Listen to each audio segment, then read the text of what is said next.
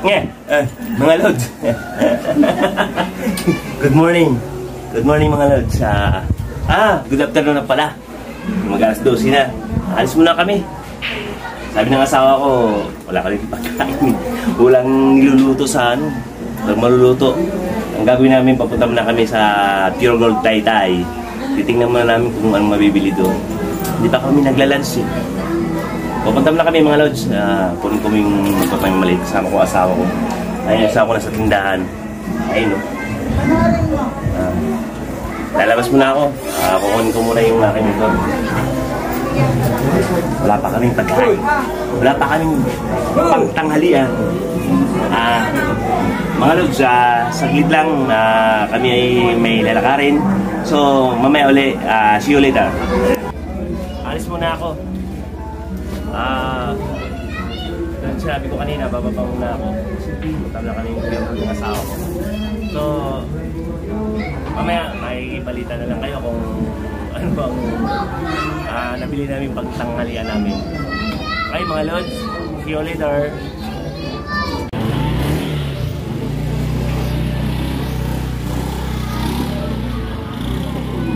Hello mga lods. Ayan. Tingnan natin kung anong laman ng pagkain ka lang.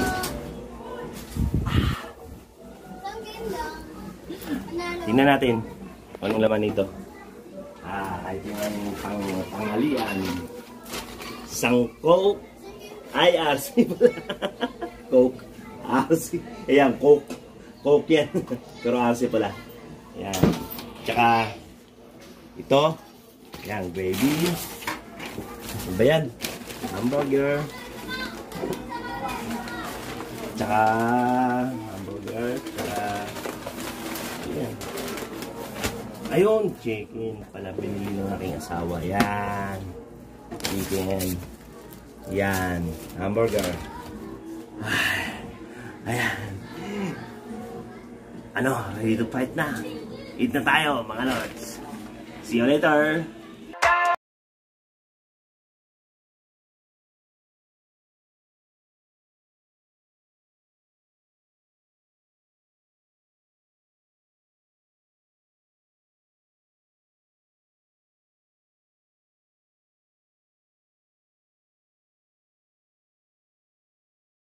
Ay, nakain na tayo mga lods. Kaya gutom na ako.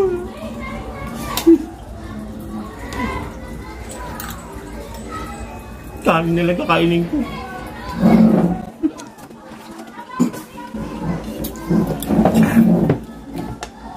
Mga lods, kain tayo. Tanghalian pa lang namin, oras na. Alauna na. Alauna 20. Tanghalian pa lang namin. Kaya gutom na kami.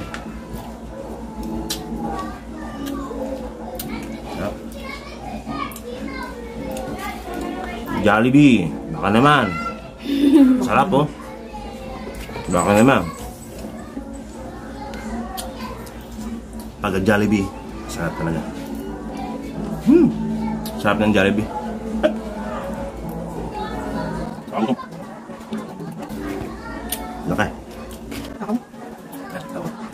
Ano? Parang sa bintana sumisilip. Makakagutom.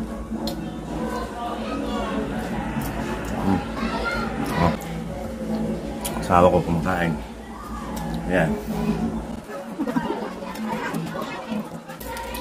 Hamburger ng Jollibee.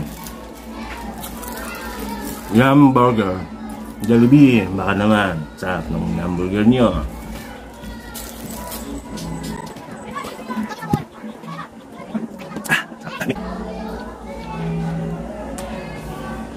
Sarap magkamay. Nalalasa mo pati alat ng yung daliri.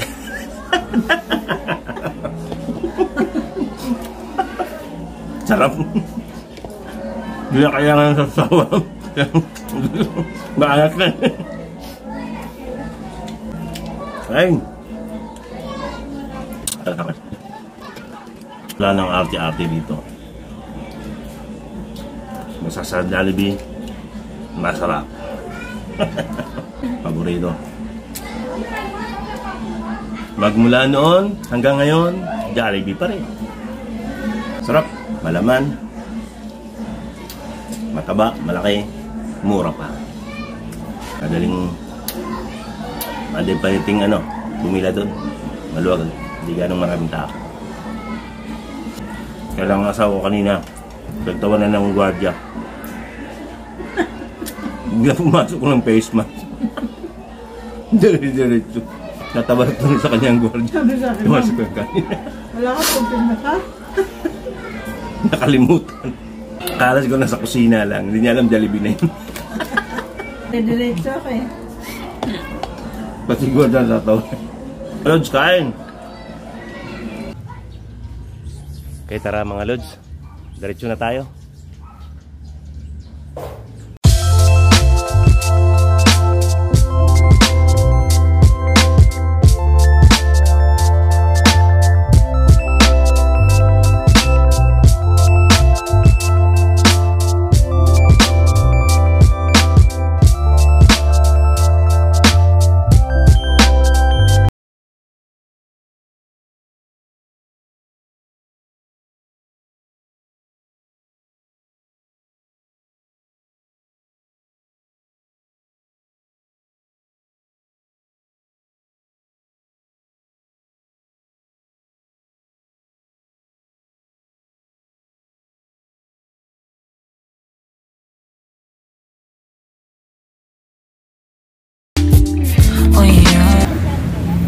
Naiiwan yung face mask ang asawa ko. Bumili kami ng face mask.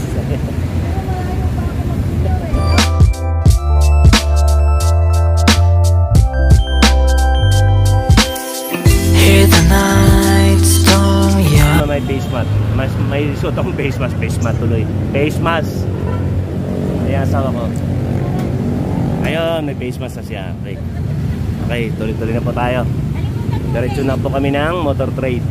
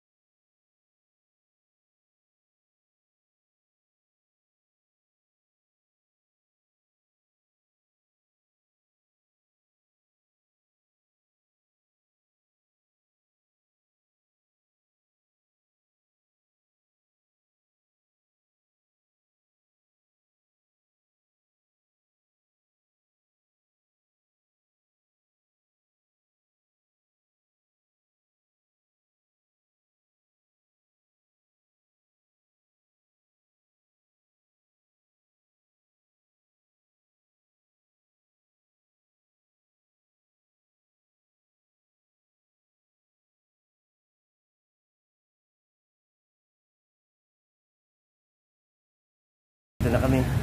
Dito ko hintayin yung asawa ko papasok sa salong. Dito siya magbabayan. Medyo sana walang pila para makabalik agad kami. Okay? Dito hanggang dito lang muna mga Lods kasi papasok pa yung asawa ko. See you later. Tara, ganyan tayo. Ganyan tayo doon. Yung mga motor. Ganyan tayo motor trade. Okay nga. Kasi ito lang yung savings natin. Ito yung pagkakabayan natin. Ito si Bet. Ito si Bet ang sinasabi kong Bet. Honda Bet. Hindi itong babae ha, hindi si Bet ha. Marlene yung asawa ko. Ito si Bet. Honda Bet. So, tapos na settle na natin ating monthly payment dyan sa motor trade. Babalik na tayo doon. Pero sabi sa akin ng asawa ko, dadaan doon muna kami ng parlor. Kasi yung anak ko, mag-muse yun eh.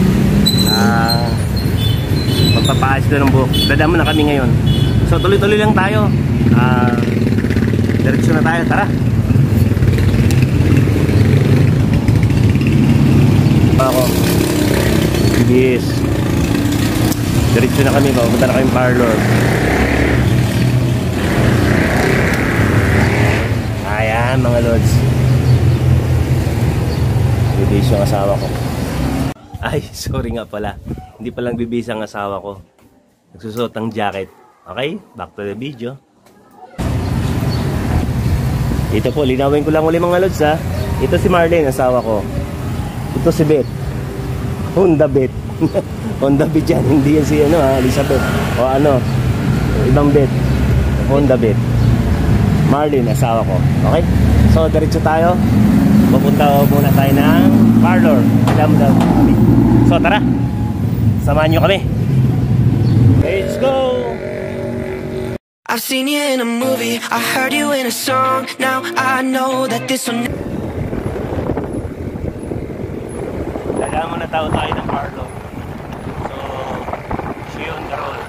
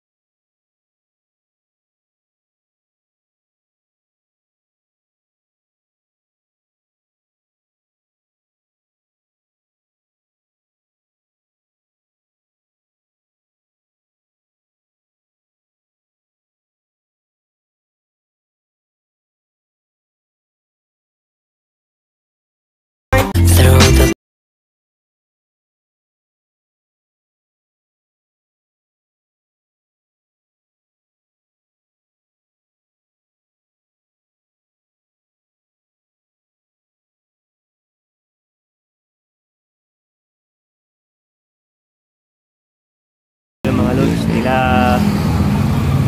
matagal ang kanilang pag-uusap. Dito po kami sa tapat ng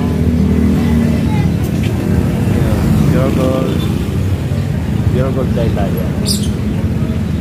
Pure Gold Taytay. Nag-uusap pa silang katawaran. Siyempre, kailangan ng advice din ng parlor. Magaling din naman yung na parlor niya. Tinatanong niya. Saka pinapaliwanag naman nung nandyan. So pakinggan natin sila.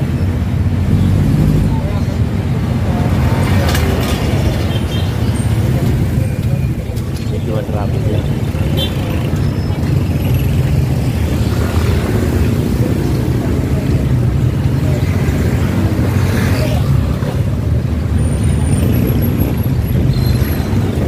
Sobrang init mga lods.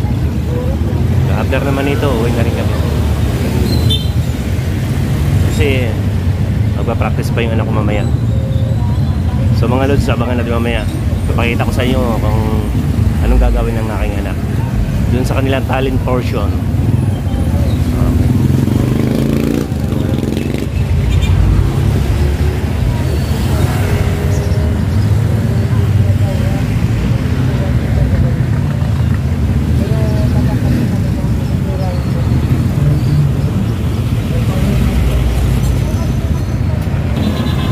So, ayun mga lods, tapos ng kanilang pag-uusap, iniingatan din nila ang katawan ng bata. Yung anak ko kasi ay 12 years old, hindi para talaga pa pwede, bawal pa raw. Kaya ayun naman nilang talagang pagbigyan yung aming iniling kasi nga talaga hindi pa pwede, sila nakakaalam. So, ang ginagawa natin, susundin natin sila kasi nga silang nakakaalam masisira daw ang anis ng aking anak. So ang gagawin na natin ay ayusan na lang. Siguro hindi naman ako parlor kasi nga bata pa yun 12 years old. So mga lods, tuloy tayo. Uuwi na tayo. Init. Music pa to. So ayan mga lods, Salamat at nakauwi naman ng ligtas. Importante lang kasi sa biyahe, laging gano'n. Magdasal lang maging safety. Ang init mga lods sa biyahe. So, thank you mga lods. Mamaya, panoorin natin kung anong gagawin ang anak ko. Magpa-practice kayo mamaya. So, nandito naman ang mga lods. Pahinga na ako. Bye-bye. Hi mga lods. Please, like and subscribe my YouTube channel. Thank you. Bye-bye.